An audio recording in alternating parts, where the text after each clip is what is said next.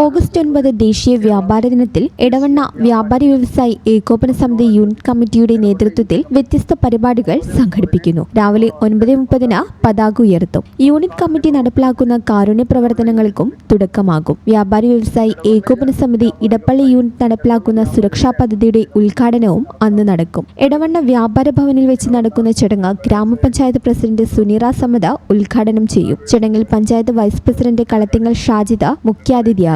ലഹരിവിരുദ്ധ സത്യപ്രതിജ്ഞയും നടക്കും. കാരുണ്യ സുരക്ഷാ പദ്ധതിയിൽ അംഗമാകുന്ന വ്യാപാരികൾ മരണപ്പെട്ടാൽ 1 ലക്ഷം രൂപയാണ് കുടുംബത്തിന് നൽകുക. വാർത്താ സമ്മേളനത്തിൽ KVVS Edavanna unit president Paramban Muhammad Sadiq, general secretary KTC Munthir, vice president Riyas Vadakkan, secretariat അംഗങ്ങളായ അറുമുഖൻ കണ്ടാലപ്പറ്റ, ബിനിയാമിൻ നാലകത്ത് തുടങ്ങിയവർ സംബന്ധിച്ചു.